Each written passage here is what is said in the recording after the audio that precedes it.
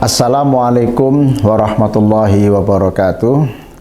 Saudara dan saudari para penyimak Al-Hikam Ibnu Athaillah Syarah Asy-Syarqawi dimanapun saudara dan saudari berada, alhamdulillah pada kesempatan kali ini kita akan mengulas hikmah ke 71 yang masih ada kaitan dengan 69 dan 70 yang sudah kita ulas pada beberapa waktu yang lalu. Di 70 kita sangat tidak disarankan, bahkan dilarang untuk menganggap remeh ya. Karena di dalam hikmah ke-71 kita justru diperkenalkan dengan dua sosok atau dua kelompok yang mestinya menjadi teladan bagi kita sekalian. Dan ini adalah juga merupakan anugerah Allah yang sekali lagi kita sama sekali tidak boleh meremehkan kepada siapapun atau menganggap remeh kepada siapapun, apapun kondisinya, karena kita tidak pernah tahu apakah mereka masuk dalam atau jangan-jangan mereka justru menjadi salah satu dari dua kelompok yang mestinya harus kita teladani. Bismillahirrahmanirrahim. Hikmah ke-71, qaumun aqamahumul haqqu li khidmatihi wa qaumun ikhtassahum bimahabbatihi. Kullan numittu haula'i wa haula'i min ata'i rabbik wa ma kana ata'u rabbika mahdzura. Qaumun adalah sekelompok. Ini biasa di dalam tarkib ya, ada khobar yang mubtada'nya dibuang begitu ya, sehingga mengapa ada matan ada syarah ya. Qaumun adalah sekelompok, sekelompok ya, aqamahum kang wis jumenengaken, yang sudah menetapkan hum ing kaum sopal haqqu, zat yang maha hak, artinya Tuhan yang maha hak. Ikhtaruhum tegese memilih sopo Allahu min kaum, dipilihkan untuk apa? Li khidmatihi, untuk melayani Allah atau untuk khidmat kepada Allah. Bi taatihi, kalawan taat terhadap Allah, al-zahiriyati kang zahir, hatta solahu, sehingga pantas siapa kaum tadi, li jannatihi, terhadap surganya Allah, li jannatihi maring surgane Gusti Allah. Wahum utawi kaum iku az-zahiduna, wong-wong kang padha zuhud, wal abiduna, lan wong-wong kang padha ahli ibadah. Saya teruskan dulu.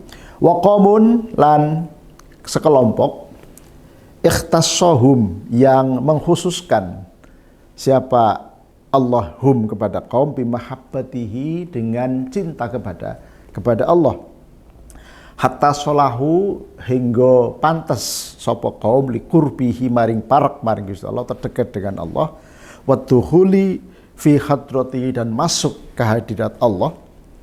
Wahum, adapun utawi kaum kelompok yang kedua, iku al-muhibbuna, orang-orang yang mencintai Allah, wal arifuna, dan orang-orang yang arif atau orang-orang yang kenal dengan Allah, mengenal Allah. Saudara dan saudari yang saya hormati, hikmah ke-71 ini tadi ada dua kelompok yang memang mendapatkan anugerah khusus dari Allah. Kelompok yang pertama disebut dengan zahid dan abid, yakni orang-orang yang memang posisinya adalah mereka-mereka yang senantiasa taat kepada Allah, senantiasa mengabdi kepada Allah ya, dan bentuk pengabdiannya lebih banyak dilakukan dengan aktivitas-aktivitas fisik, yakni dengan melakukan ibadah-ibadah yang sifatnya fisikal begitu ya. Salat, puasa, wirid, zikir, dan seterusnya gitu ya, atau sedekah ataupun aktivitas-aktivitas sosial yang lain ya. Empati sosial atau kegiatan-kegiatan yang berdimensi sosial. Lalu kelompok yang kedua adalah orang-orang yang memang dianugerahi derajat arif ya, atau muhib ya, orang-orang yang betul-betul mencintai Allah, tidak ada lain yang ada di dalam kamus kehidupannya selain Allah, dan kemudian mendapatkan derajat arif atau orang-orang yang mengenal Allah. Nah ini ya, mereka ini yang kedua ini cara pengejauhan tahan ya, kearifannya adalah lebih banyak dengan aktivitas-aktivitas hati. Ini menjadi penting Saudaraku yang saya hormati, ya qaumun aqamahumul haqqu li khidmatihi ya bi taati dzahiriyati adalah orang-orang yang memang pantas untuk menjadi penghuni surga, pantas untuk menjadi penghuni tempat yang sudah disediakan Allah berupa kenikmatan dan kemuliaan abadi yang kita kenal dengan istilah surga itu. Jadi mereka-mereka adalah orang-orang yang senantiasa mendekatkan diri kepada Allah, beribadah kepada Allah, mengabdi kepada Allah, akan tetapi begitu ya, posisinya ya hanya sampai kepada pantas untuk mendapatkan surganya Allah Subhanahu wa taala. Ini kelompok yang pertama yang tentu makomnya atau derajatnya lebih rendah dibandingkan dengan makom yang kedua, dibandingkan dengan kelompok yang kedua atau derajat kelompok yang kedua, yakni yang disebut dengan muhibbun serta arifun, yakni mereka-mereka yang pantas mendapatkan kedudukan dekat dengan Allah di sisi Allah. Nah, penjelasannya gitu ya. Wal kullu, adapun masing-masing dari satu atau masing-masing dari baik abidun maupun arifun ya, atau zaidun abidun di satu sisi dan muhibbun dan arifun di sisi yang lain tadi itu mustarikuna sama gitu ya, fil intisabi ilaihi, di dalam menempatkan diri di hadapan Allah. Jadi mereka sama polanya begitu ya di dalam proses mendekatkan diri mereka kepada Allah. Wa khidmati, sekaligus juga khidmatnya kepada Allah. Lakin khidmatul awwalina, akan tetapi khidmat dari kelompok yang pertama, ya di bagaimana mereka melayani Allah, katakan lebih gitu. Kelompok yang pertama tadi yang disebut dengan abidun maupun zaidun ya, aktsaruha, kebanyakan dari bentuk-bentuk khidmatnya adalah bil jawarihi, dengan anggota badan ya. Sedangkan wal akhorina ya, wa khidmatul akhorina, sementara khidmat dari kelompok yang kedua yakni arifun maupun muhibbun ya, aktsaruha bil qalbi, aktivitas pengejawantahan mendekatkan dirinya kepada Allah itu lebih banyak dengan aktivitas hati.